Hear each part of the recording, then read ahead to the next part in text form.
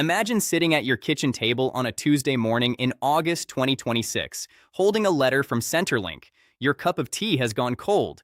The letter tells you your fortnightly pension payment has dropped, not because you did anything wrong, not because the base rate was cut, but because of a quiet change that happened over 12 months ago, one that barely made the news, and it's now costing you $45 every single fortnight. That's over $1,000 a year gone. And the worst part, the next indexation isn't until the 20th of September. You're stuck in a gap that tens of thousands of Australian pensioners will fall into this August, and most of them won't even see it coming. By the end of this video, you'll know exactly what this gap is, what's causing it, which 5 changes are hitting pensioners hardest this August 2026, and most importantly, what you can do about it right now before it affects your hip pocket. G'day Australia, I'm James Walker, and welcome back to Aussie Pension Watch, Australia's independent voice for clear, honest pension guidance. I spent over 2 decades working inside the superannuation and financial services world before stepping back to do this, to sit down with you each week and walk through what's actually happening in plain English, with real numbers. No jargon, no panic, no agenda. Just the facts you deserve to have. If this channel has helped you, or helped a mom or dad or grandparent you love, do me a small favor and hit that subscribe button right now and tap the bell so you get notified the moment a new video goes up. Every week I post updates on pension rates, Centrelink changes, MyGov news, and anything else that affects your retirement income. It costs nothing, and it could save you a great deal. Now here's the big picture, and I want you to hear this clearly.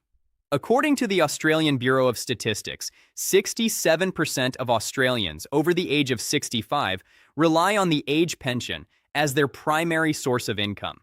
That's the majority of seniors in this country, in Sydney, in Toowoomba, in Geelong, in Darwin, in every regional town and city street. And yet, the 5 changes I'm going to walk you through today are largely flying under the radar. There are no big government announcements, no press conferences, no letters arriving beforehand to warn you. These changes are a combination of legislated sunsets, indexation timing gaps, and new system requirements. And together, in August 2026, they create what I'm calling the August gap. This is the month where cost of living pressure peaks, heating bills climb, and your pension hasn't yet received its next scheduled boost. Understanding this is not about worrying, it's about being prepared. Now here's the first thing I want you to understand, and this is the one that is going to surprise the most people. It's called the Deeming Rate Reset, and it is the single most significant quiet change to pension income in years. Here's what deeming means in plain terms. Centrelink doesn't actually check how much interest your bank or your managed fund earns you each fortnight. Instead, they assume you're earning a set rate on your financial assets, and they count that assumed income against your pension. That assumed rate is called the deeming rate. For several years, those rates were frozen at very low levels, 0.25% on the lower threshold and 2.25% on the upper to protect pensioners during a period of low interest rates. That freeze was always legislated to end on the 30th of June 2025, and it did. It expired. By August 2026, pensioners will have experienced the first full year of the new, higher deeming rates. Based on current market interest rates and Reserve Bank projections, those rates are now expected to sit somewhere between 3.5 and 4.5% on the upper tier. I want to be fair with you here. The exact new rate is not officially confirmed as a fixed number because it tracks with broader market conditions, and it's possible the government may have made adjustments since my research. But the expiry of the freeze itself is not in question. That's done. And here's what that means for real people. Take Margaret, 72 years old, from Bendigo in Victoria. She owns her home outright, lives on her own, and has around $150,000 sitting in a conservative managed fund. Under the old frozen deeming rates, Centrelink assumed she was earning a modest amount from that money. But once the freeze ended and rates reset to reflect current market levels, the assumed income on her assets jumped significantly. Her fund's actual performance hadn't changed. Her lifestyle hadn't changed. But because the assumed rate went up, Centrelink calculates she's earning more, and so her fortnightly pension comes down. Margaret is now receiving roughly $45 less every fortnight than she was getting in early 2025. Over a full year, that's over $1,000.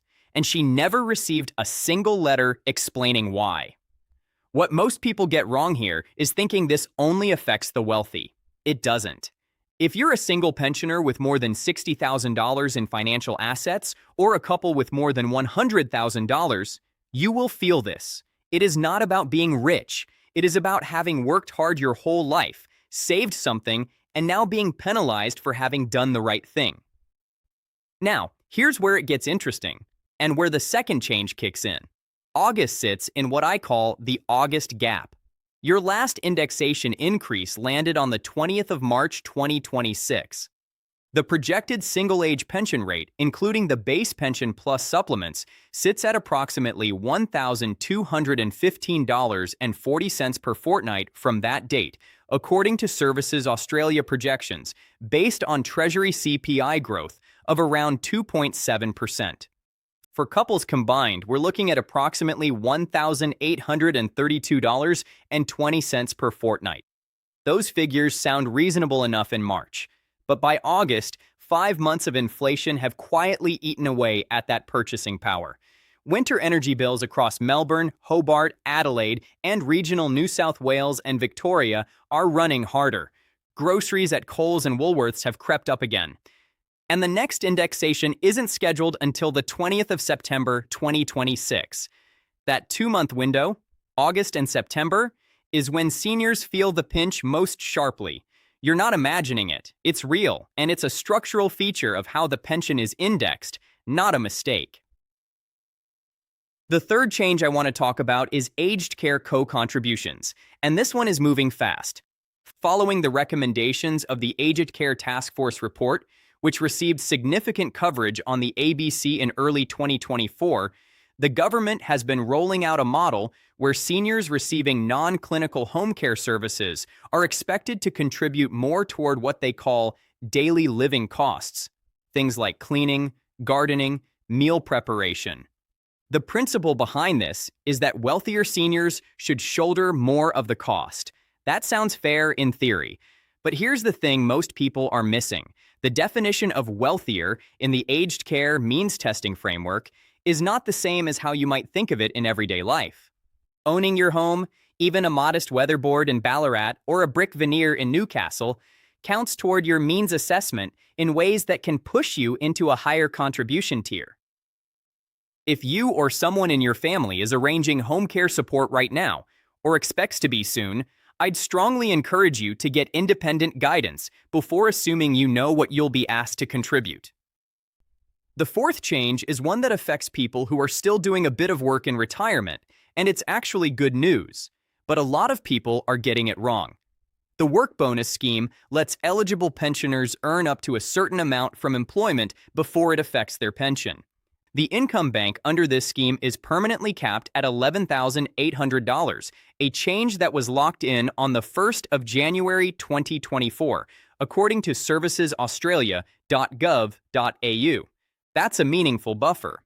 But here's what's going wrong. Seniors are either not reporting their employment income correctly through MyGov, or they don't realize the bank balance exists, and they're leaving it sitting unused. And then, and this is the trap, during the 2026 tax reconciliation period, Centrelink is identifying overpayments where reporting was inconsistent. People are receiving debt notices they weren't expecting. If you've done any paid work this year, even casual, even just a few shifts at the RSL club or helping a neighbor with their small business, check your income reporting every single fortnight. Don't let this become a surprise debt in your mailbox. If you're finding this helpful, I'd love it if you dropped a quick comment below. Even just the word helpful or a thank you is enough.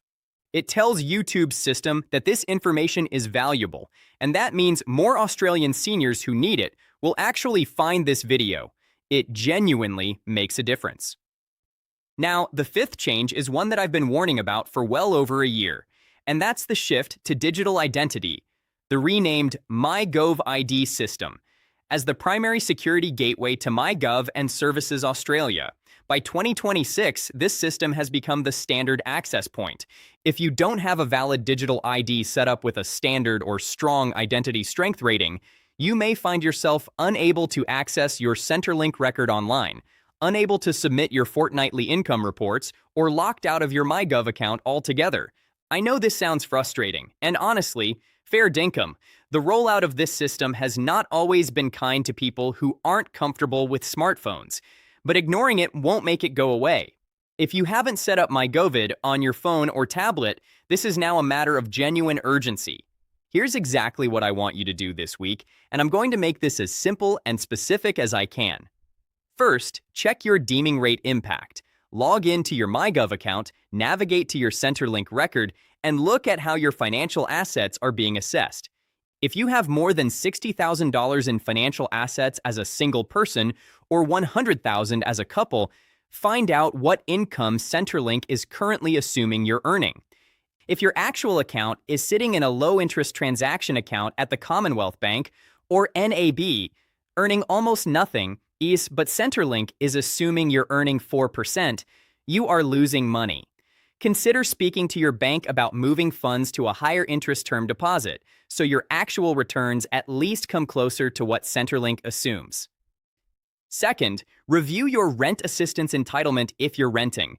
Commonwealth rent assistance for a single person is currently sitting at approximately $224.60 per fortnight at the maximum rate, following the 10% budget boost in 2024 plus subsequent indexation. But this only works if Centrelink knows your current rent amount. If your rent has gone up and you haven't told Centrelink, you may be receiving less assistance than you're entitled to. Call the Older Australians line on 132300 or update it through your MyGov account. Third, check your work bonus income bank balance if you've done any paid work.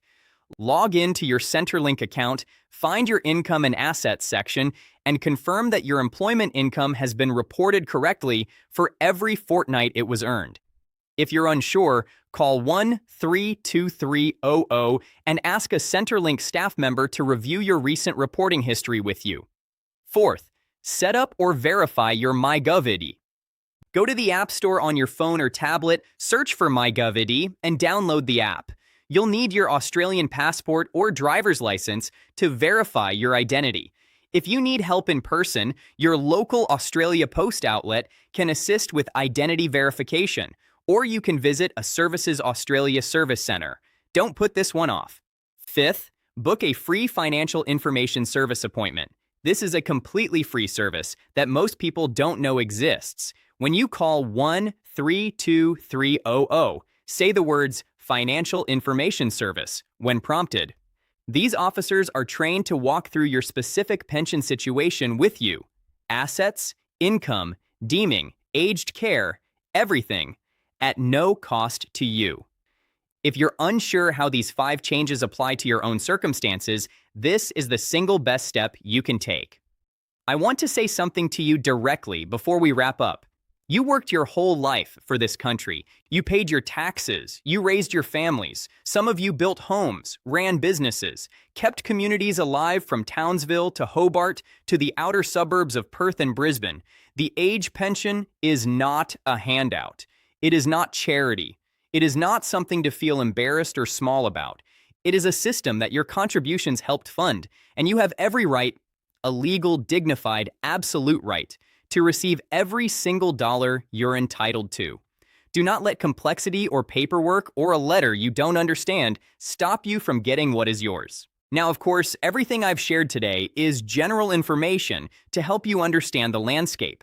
Every person's situation is different. Your assets, your income, your living arrangements all affect what you're entitled to specifically. What I share here is not personal financial advice, and I'd encourage you to always speak with a financial information service officer at Centrelink for guidance on your own circumstances. As I mentioned, it's a free service, and it's there precisely for moments like this. If this video helped you today, please give it a like. It takes 1 second, and it helps this channel reach more seniors who need this information. Subscribe if you haven't already, and share this with someone in your family or your circle who is on the pension or approaching retirement age. Leave a comment below telling me which of these 5 changes you were most surprised by. I read every single one. In the next video, I'm going to be walking through the upcoming September 2026 indexation in detail, what the new fortnightly rates are expected to look like, who benefits most, and what you should be checking on your Centrelink statement the week it lands. This is James Walker from Aussie Pension Watch. You've earned this, Australia. Take good care of yourselves, and I'll see you in the next one.